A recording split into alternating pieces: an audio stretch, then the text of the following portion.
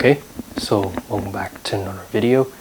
In today's video we have a infinite sum, but written in this form, that we have the inverse tangent of 1 over pi squared plus inverse tangent of 1 over 4 pi squared plus inverse tangent of 1 over 9 pi squared, and then so on and so forth. It's infinite, it's an infinite sum.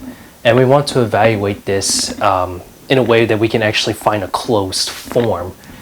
And doing so, we would need to start off with a well-known definition for sine of x, which I've actually proven in this video before. This is actually known as Euler's infinite sine product. So that's how we're going to start. We're going to start from there and then work our way. And then we want to find a sort of generalization, and then plug in maybe some sort of constant, so that in a way this actually it actually gives us this the following expression that we want to show.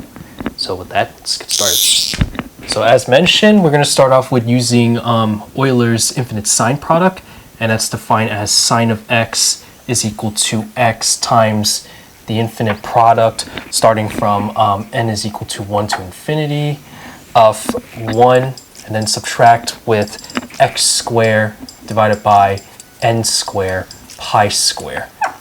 And if you want to see the whole proof of verifying this little equality, I can actually put that in the put the link in the description below if you guys want to see it for yourself.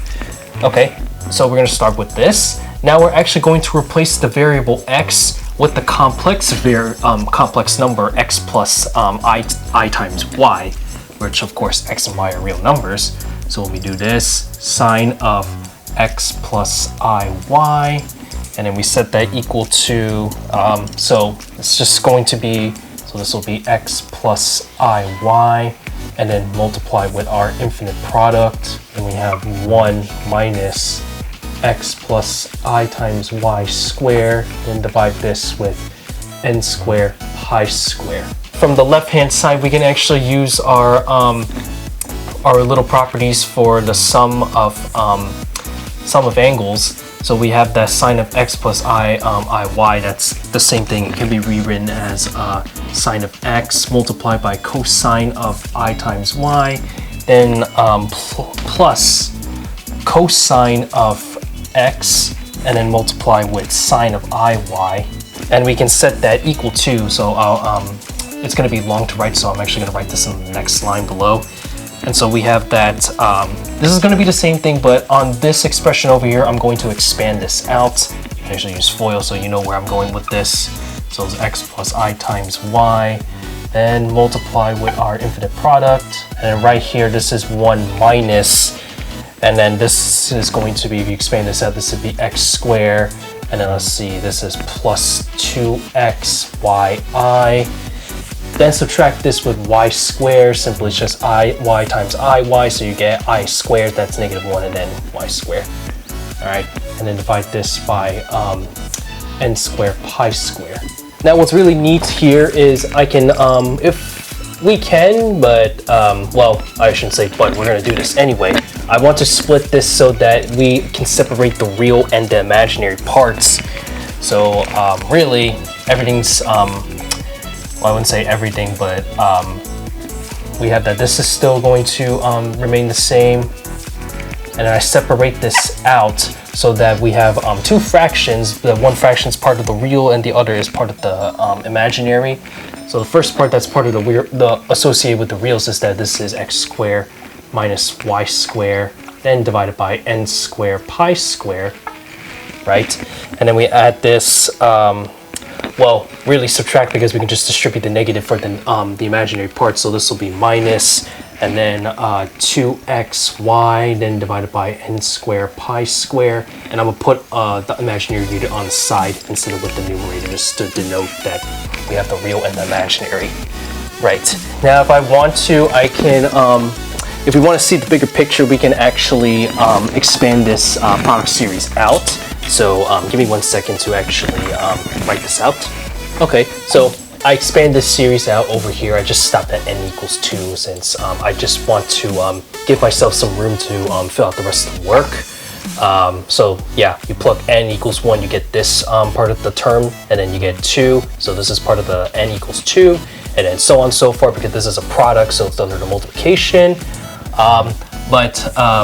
Keep going. What I can do from here is we have sine of x, then cosine of iy, and then plus cosine of x times sine of iy. I can actually use the definition in terms of the exponential, the complex exponential. So I can rewrite this as sine of x, and then multiply it with, if we write cosine of iy, we can use that definition in terms of exponentials, that it's going to be e, and then to the power I, and then times iy. Really, it can just be e to the negative y, and then we add this with plus e to the negative I, and then times I, so you get an I squared, so then this will just be positive I, and then this is divided by 2, and then we add this with our cosine of x. Then of course we can do the same thing for over here, sine of iy. We use that same definition for, the same formulation, but instead we're dealing with sine using the exponential function. So if I do this, we have e to the power I, then times iy, so it's a negative y. And now this will be subtracting, then this is e to the negative I, then times iy, so that means this is just a positive. And then this is divided by 2i. Okay, but now you can see that over here, that rewording, we can actually, I use the word reword, but really we can rewrite this, because here e to the negative y and then plus e to the y divided by 2. Over here the same thing. You use the definition that that's actually equal to, so this term here can actually be written as the hyperbolic the hyperbolic cosine of y. I almost said cosecant, sorry about that. And then over here, this can be rewritten as the hyperbolic sine of y. So now we can just replace our pieces. Just to add a little justification, really, hyperbolic sine of y is equal to positive e to the y, and then subtract that with e to the negative y, but we hit the minus, so I can factor out that minus, but also there's an I on the denominator, so if I multiply I to both the top and bottom, so that becomes a negative, and I can factor out that I, and then that'll change back to a positive. So therefore that means that this can be written as sine of x, and then multiplied by hyperbolic cosine of y, and then plus I times cosine of x, and then multiply with hyperbolic sine of y. I forgot to add that additional step, so sorry about that. So, okay, now everything's coming together. Okay, so now the next step is that we have that, we rewritten this expansion here as in terms of sine and then the hyperbolic trigs, right? We said that that is equal to this expansion over here. So what I can do next is, why don't I actually take the natural log of both sides of the equation. So that means the natural log of, let's see, sine of x, hyperbolic cosine of y, then I add this with imaginary u and multiply by cosine of x, and then hyperbolic sine of y. Okay, so I can that equals 2. So that means I take the natural log of this expansion over here, well really here. If I take the natural log of a product series, I can actually, by using continuity, rewrite this as a sum of natural logs. So that's actually really neat. But also, everything here is a product, so that means I can write this as a sum of natural logs. So really, we have the natural log of the complex number x plus I times y. We'll add this with our infinite sum. The infinite sum, so that n is equal to 1, of the natural log of 1 minus the x squared minus y squared divided by n squared pi squared. And then now we subtract this with minus 2xy, then divide this with n squared pi squared, and then of course with the imaginary unit I. Alright, and now what's neat here, let me actually jump back to the red marker. And now what's neat, what I can do for the next step is I can actually write the inside input in terms of our polar form. So we know that polar form specifically is that we have some radius r. So basically that's just calculating the modulus of your two terms, like x and y, specifically just a placeholder for example. So what's a good place to write this? Right here's fine. Okay, so we know that for some complex variable x plus y, we can write this in the form of a polar form where r is equal to the square root of x squared plus y squared. And also we have that we have to find our input data, but data is just simply just equal to the inverse tangent of y divided by x. All right, so now we can actually convert everything in using polar form. So when I do this, I'm just jumping ahead and skipping the calculations because this is very easy to compute.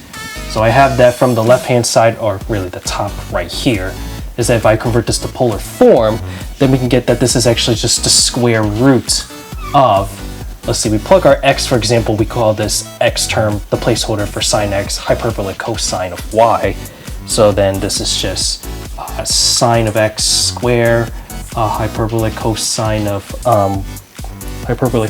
y, and then I add this with the y term over here, so cosine square of x, and then hyperbolic sine of y square, and then we multiply this with our exponential, so it's e, and then to the power I times. Okay, let's see. So we have inverse tangent theta of.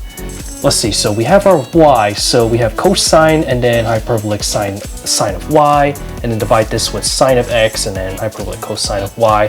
So cosine x divided by sine of x, that's just, using trig, that's just cotangent x. And then we have hyperbolic sine of y divided by hyperbolic cosine of y, so that's just hyperbolic tangent of y. So we have this, now we set that equal to, so we do the same thing over here, convert this into polar form, and you see that this is just equal to the natural log of, let's see, so we have the square root of x squared plus y squared, and then multiply this with e to the power I, and then inverse tangent of y divided by x, and then we add this with our sum over here, which we can convert this. That's actually not that difficult. It's a lot to write. In this case, this is a lot to write. So let's see here. This is the infinite sum. So I'm just gonna cut straight ahead to the video after writing all this out. So give me a sec. I finished expanding this out. Simply, you just do the same method just from over here. You set the real part equals like x squared, x for example, as a placeholder, and then the imaginary part is y minus. But you know, since we're dealing with the square root, but then we have the positive, so you know, with squares, then it's always going to be positive, so that's okay the way it is. And then multiply with e to the power I times the inverse tangent.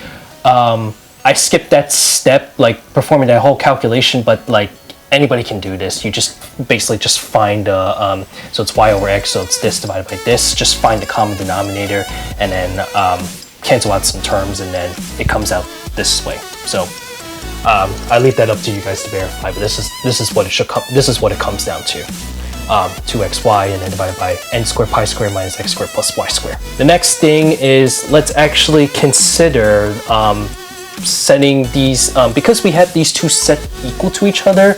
Let's actually consider setting its imaginary parts equal to each other, right? So this means, I'm gonna switch to the back to the purple marker. That means when we're setting the imaginary parts, basically we have let's see, it's ei tangent. So you just use if we think about this in terms of like Euler's formula. So the only imaginary part we would need to set, it's actually just well, really I wouldn't really put it with Euler's method, because we don't really need to do that per se, because we have e to the I and then multiply with some term of the imaginary unit. But the whole step here is we want to set the imaginary parts equal to each other. So really, we're just focusing on this term over here. So let's see, let me write this. So now I want to set inverse tangent of cotangent x and then hyperbolic tangent of y. Okay, I want to set that equal to. So here we have the imaginary part here. But you'll notice that we have a natural log plus the sum of the natural logs. So really, if we're thinking about this in terms of when we use the rules of natural logs, it's the natural log and then all the products of the input. So if we think about this of setting the natural logs or the imaginary parts equal to each other, so basically we're looking at the input, we're actually taking the sum. So we actually take this piece, the inverse tangent of y divided by x, and then we add this with okay, there was one thing that I forgot to specify, and I marked it right here, is that there's supposed to be a negative with the imaginary unit of tangent. Simply because I skipped that because there's a negative over here.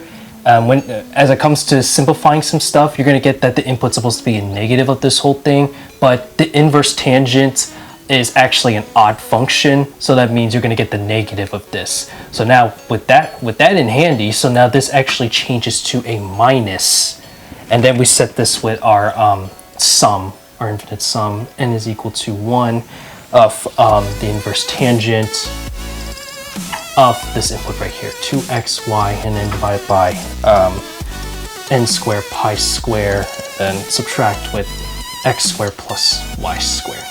Like so. So we found a little generalization here. So we found this little generalization. We have that setting this equal to setting the imaginary parts equal to each other. So let's actually consider something.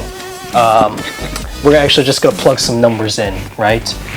So let's say, for example, that if I were to set x and y equal to 1, so if that's the case, so if x equals y, which is equal to 1, so then that would mean if I plug everything back in, so we have inverse tangent of cotangent of 1, and then hyperbolic tangent of 1, and so that's just equal to so inverse tangent of 1 over 1, so inverse tangent of 1 really is actually just equal to pi over 4, and then we subtract this with our that's the infinite sum over here, and then we plug 1, so that means this is just the inverse tangent, well, the infinite sum of the inverse tangent of 2, and then divided by so let's see, 1 plus minus 1 and then plus 1, that's just 0, so we're just left with n squared divided by pi squared.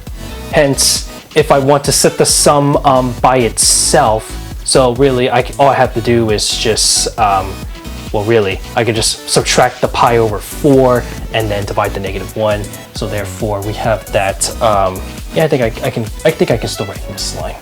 So therefore, we have that inverse, the infinite sum of tangent inverse of 2 divided by n square pi square is just equal to pi over 4, and then subtract that with our inverse tangent of cotangent 1. And then hyperbolic tangent of 1. Okay, so we're just plugging numbers. But now let's actually consider. Let's say, what if we actually let x equals y equals 1 divided by the square root of 2? Okay, so now let's just plug that in and see what we get. So we have inverse tangent of cotangent of 1 divided by square root of 2, then hyperbolic tangent of 1 divided by square root of 2. Okay, and then so 1 then divided by 1, so you're still going to get that this is just pi over 4. Then subtract this with our infinite sum, so that n equals 1, inverse tangent. Okay, and then let's see, we have 1 divided by square root of 2 times 1 divided by square root of 2. So you'll see that from the denominator, square root of 2's, the product of those is just 2. So 2 divided by 2. So the numerator is just 1. Okay. And then over here, it's just, these terms just cancel each other out. So it's just left with n squared divided by pi squared. Oh, but this is actually really nice. Well, before I get to that, let's actually do that same method. If I set the sum on its own, then that would mean, let's see. So if I set the infinite sum by its own, we get this expression. Oh, but would you look at this? Since we're given the inverse tangent of 1 pi square and then that next term is 1 over 4 pi squared, and then the next term is 1 over 9 squared.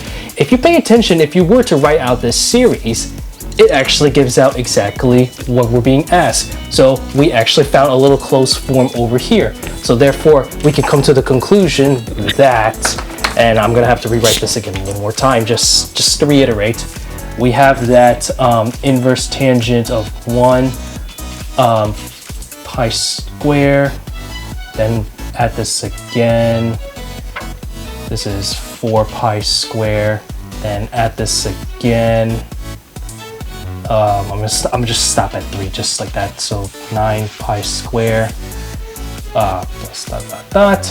we have shown the closed form that this infinite sum is actually just equal to pi over 4, and subtract that with the inverse tangent of cotangent of 1 divided by square root of 2, and then multiply with the hyperbolic tangent of 1 divided by square root of 2, like so. All right, and there we have it. We have found the closed form we are looking for. So the final answer is just so up under this black box, or in the black box under. So yeah, pretty neat. And I'll close out just, how I usually say it. That's pretty cool if you ask me.